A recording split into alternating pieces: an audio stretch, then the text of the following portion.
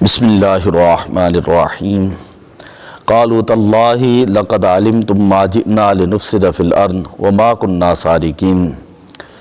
جس وقت قافلے والوں کو بادشاہ کے جو خادم تھے انہوں نے روکا اور انہوں نے یہ کہا کہ بادشاہ کی کوئی چیز پیالہ گم ہو چکا ہے، تو اب ہم یہ چاہتے ہیں تمہارے سامان کی تلاشی لیں۔ تو وہ کہنے لگے تاللہ، حضرت یوسف علیہ السلام کے بھائی کہنے لگے اللہ کی قسم، لقد علمتم ما جئنا لنفسد فی الارض، کہ آپ کو پتہ ہے کہ ہم زمین میں فساد کرنے والے نہیں، وما كنا سارقین، اور ہم چور بھی نہیں۔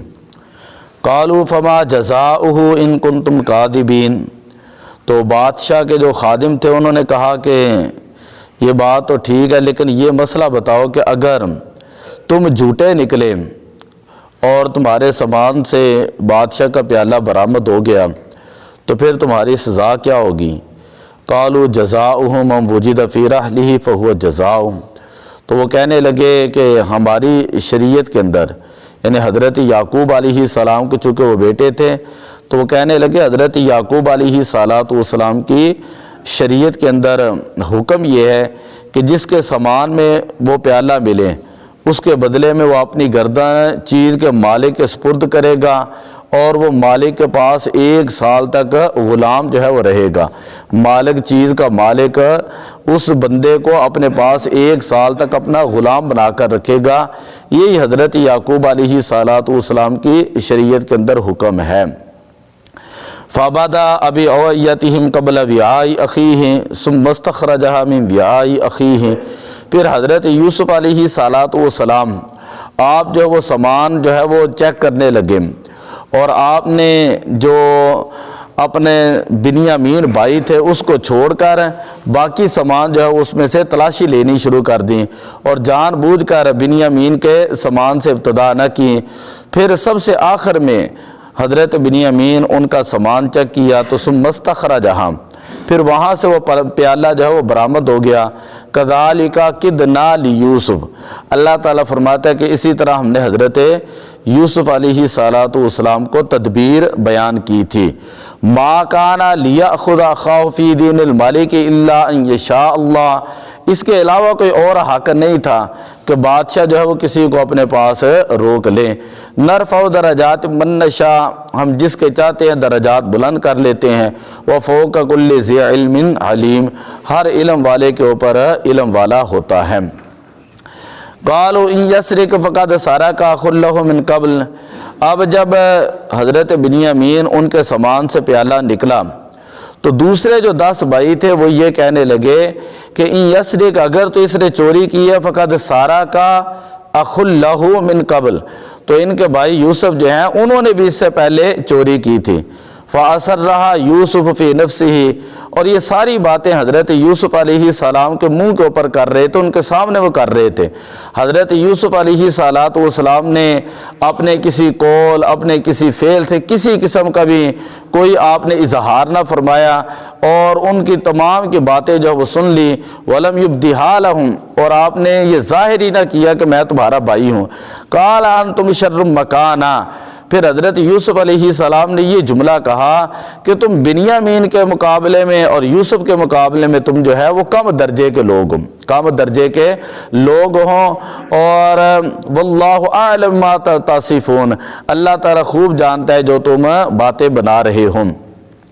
جس چوری کا الزام حضرت یوسف علیہ السلام کے اوپر ان کے بھائیوں نے لگایا اور یہ کہا کہ جس طرح بنیامین نے چوری کی ہے، اس سے پہلے حضرت یوسف علیہ السلام نے بھی چوری کی ہے، اس کا واقعہ یہ تھا کہ حضرت یوسف علیہ السلام کے نانا کے پاس ایک بت ہوتا جس سے وہ پوجتے تھے۔ حضرت یوسف علیہ السلام نے چپکے سے وہ بت لے کر توڑ کر نجاست کے اندر جو ہے وہ ڈال دیا تھا۔ یہ حقیقت میں علماء کہتے چوری نہیں تھی بلکہ یہ بت پرستی کو مٹانا تھا۔ تو بھائیوں کا اس کے ذکر سے یہ مقصد تھا کہ ہم لوگ بنیامین کے سوتیلے بھائی ہیں، اس کے حقیقی بھائی تو ہے ہی نہیں، اس کا حقیقی بھائی تھا، ان کے اوپر بھی چوری کا الزام لگا تھا۔ اس کی جو ہے وہ تفسیر یہ ہے۔ قالوا یا ایھا العزیز ان لہ ابا شیخا کبیرا فخذ احدنا مکانا انا نراک من المحسنین۔ اب وہ کہنے لگے کہ اے بادشاہ سلامت، ہمارا باپ بوڑھا ہو چکا ہے اور ہم یہ تم سے ایک درخواست کرتے ہیں کہ تھوڑی دیر ہمیں دیں تاکہ ہم اس جگہ کے کونے میں جا کر جو ہے آپس میں مشورہ کر لیں۔ انا نراک من المحسنین، بے شک ہم تجھے جو ہے وہ نیک سمجھتے ہیں۔ قال معاذ اللہ ان ناخذ الا من وجدنا متاعنا عنده انا اذا لظالمون۔ اب مشورہ کرنے کے بعد وہ آئے اور آ کر حضرت یوسف علیہ السلام کو کہنے لگے کہ ہمارا خیال یہ ہے کہ تم ہم 10 میں سے کسی کو اپنے پاس رکھ لو، بنیامین کے بجائے ہم 10 میں سے کسی کو اپنے پاس پیالے کے بدلے میں رکھ لو۔ تو حضرت یوسف علیہ السلام نے فرمایا کہ اللہ کی پناہ، کہ جس کے پاس ہم نے اپنا سامان پایا ہے ہم اس کے علاوہ کسی کو اپنے پاس جو ہے وہ غلام بنا لیں، یہ کام تو ہماری شریعت کے اندر جائز نہیں، اور یہ تم بھی سمجھتے ہو کہ حضرت یعقوب علیہ السلام کی شریعت کے اندر یہ حکم بھی نہیں ہے۔ فَلَمَّا اسْتَيْأَسُوا مِنْهُ خَلَصُوا نَجِيًّا قَالَ كَبِيرُهُمْ أَلَمْ تَعْلَمُوا أَنَّ أَبَاكُمْ قَدْ أَخَذَ عَلَيْكُمْ مَوْثِقًا مِّنَ اللَّهِ۔ خیر انہوں نے سرگوشیاں کرتے ہوئے پھر وہ یہ بھی کہنے لگے کہ آپ کو تو پتہ ہے کہ حضرت یعقوب علیہ السلام سے ہم نے اللہ کی قسمیں کھائی تھی اور وعدے کیے تھے ہم ہر صورت میں بنیامین کو ساتھ لے کر آئیں گے، اور جو ان کا سب سے بڑا عمر کے اندر، علم کے اندر، عقل کے اندر بھائی تھا اس کو یہودا کہتے ہیں۔ یہودا کہنے لگا اپنے بھائیوں کو اب تم چلے جاؤ اور میں جو ہے وہ دوبارہ اپنے والد یعقوب علیہ السلام کے سامنے نہیں جاؤں گا، اس لیے کہ ہم پہلے وعدہ کر کے آ چکے ہیں، اب میں تو مصر نہیں چھوڑوں گا، میں تو یہیں پر رہوں گا، الا یہ کہ میرے والد جو ہے وہ خود پیغام بھیجے مجھے بلانے کے لیے تو میں ان کے پاس چلا جاؤں گا۔ ارجعوا الی ابیکم فقالوا یا ابانا ان ابنک سرق۔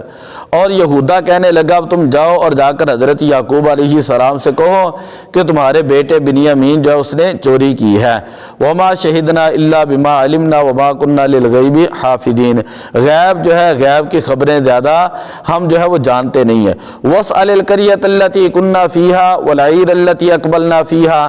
جس مصر میں ہم گئے تھے مصر کے لوگوں سے پوچھ لو، قافلے والوں سے پوچھ لو کہ بے شک ہم سچے ہیں۔ جب وہ بھائیوں نے آ کر حضرت یعقوب علیہ السلام کو سارا واقعہ سنایا اور یہ کہا کہ بنیامین بھی وہاں پر رہ چکے ہیں اور بنیامین کا جو بڑا ایک بھائی ہے وہ بھی وہاں پر رہ چکا ہے، قال بل سولت لکم انفسکم امرا۔ تو چونکہ اللہ کے نبی تھے تو آپ نے فرمایا بل سولت لکم انفسکم امرا، کہ یہ تم جھوٹ بول رہے ہو اور تم نے خود اپنے نفسوں کے ذریعے جو ہے وہ چیز گھڑی ہے، اور میں یہ دیکھ رہا ہوں کہ میرا بیٹا بنیامین ہے وہ کسی صورت میں چوری نہیں کر سکتا، اور چوری کی جو ان کی طرف نسبت کی گئی ہے اور جو ان کو غلام بنایا گیا ہے یہ ان کی طرف غلط نسبت کی گئی ہے۔ فصبر جمیل، اور آپ نے فرمایا کہ میں صبر اختیار کرتا ہوں، عسى اللہ ان یأتینی بہم جمیعا، اور مجھے بڑی امید ہے کہ اب جو ہے وہ اللہ تعالیٰ تم تمام بھائیوں کو اکٹھا کر دے گا۔ انہ هو العلیم الحکیم، بے شک اللہ تعالیٰ علم والا اور حکمت والا ہے۔ حضرت یعقوب علیہ السلام نے فرمایا چوری کی نسبت بنیامین کی طرف کرنا غلط ہے اور چوری کی سزا غلام بنانا یہ بھی کوئی کیا جانے، اگر تم فتویٰ نہ دیتے اور تم نہ بتاتے، تمہارے نفس نے تمہارے لیے کچھ ہیلا بنا دیا ہے تو اب یہ عمل ایسا ہے اس کے اوپر ہم صبر کرتے ہیں۔ کہتے کہ غلام بنانا تو یہ ہماری شریعت میں تھا، مصر کے بادشاہ کو جو ہے وہ کیسے پتا چلا کہ غلام ہی بنایا جاتا ہے۔ خیر وَتَوَلَّى عَنْهُمْ وَقَالَ يَا أَسَفَ عَلَى يُوسُفَ وَابْيَضَّتْ عَيْنَاهُ مِنَ الْحُزْنِ فَهُوَ كَظِيمٌ۔ آخری آیت کا ترجمہ ہم پڑھتے ہیں آج۔ اور پھر حضرت یعقوب علیہ السلام نے اپنے بیٹوں کو کہا کہ جاؤ اور جا کر حضرت یوسف علیہ السلام کو تلاش کرو، اور میرا دل یہ گواہی دیتا ہے اور میری غمگین آنکھیں یہ گواہی دیتی ہیں کہ حضرت یوسف علیہ السلام زندہ ہیں۔ اور آپ نے تھوڑا سا تلخ لہجے یعنی غصے کے ساتھ بیان کیا، قالوا تاللہ تفتأ تذکر یوسف حتی تکون حردا او تکون من الحالکین۔ وہ کہنے لگے کہ اے والد گرامی ہم تو آپ کو 60 سال سے دیکھ رہے ہیں ہیں کہ آپ ہر روز یوسف علیہ السلام کو اسی طرح یاد کرتے ہیں۔ اب وہ یا تو جو ہے وہ فوت ہو چکا ہوگا تو یا وہ فوت ہونے کے قریب ہوگا۔ انما اشکو بثی وحزنی الی اللہ، حضرت یعقوب علیہ السلام 80 سال ہے، تفاسیر میں آتا ہے 80 سال اپنے بیٹے کی جدائی میں روتے رہے۔ تو آپ نے یہ جملہ سن کر، یعنی بیٹے جو ہے آگے جب جواب دیتے ہیں تو آپ نے کہا انما اشکو وحزنی الی اللہ، کہ بے شک میری پریشانی اور میرا غم اللہ کی طرف سے ہے۔ وَأَعْلَمُ مِنَ اللَّهِ مَا لَا تَعْلَمُونَ، اور جو میں جانتا ہوں وہ تم بات نہیں جانتے۔ یا بنیہ، میں تمہیں بیٹو دوبارہ کہتا ہوں، اذهبوا، دوبارہ جاؤ، فَتَحَسَّسُوا مِن يُوسُفَ وَأَخِيهِ، اور ہیلے بہانے نہ کرو، جا کر حضرت یوسف کو بھی تلاش کرو اور ان کے بھائی کو بھی لے کر آؤ۔ وَلَا تَيْأَسُوا مِن رُوحِ اللَّهِ، اور اللہ کی رحمت سے مایوس نہ ہو، بے شک اللہ تعالیٰ کی رحمت سے وہی مایوس ہوتے ہیں جو کافر ہوتے ہیں۔ دعا اللہ عمل کی توفیق عطا فرمائے۔ الصلاۃ والسلام علیک یا رسول اللہ۔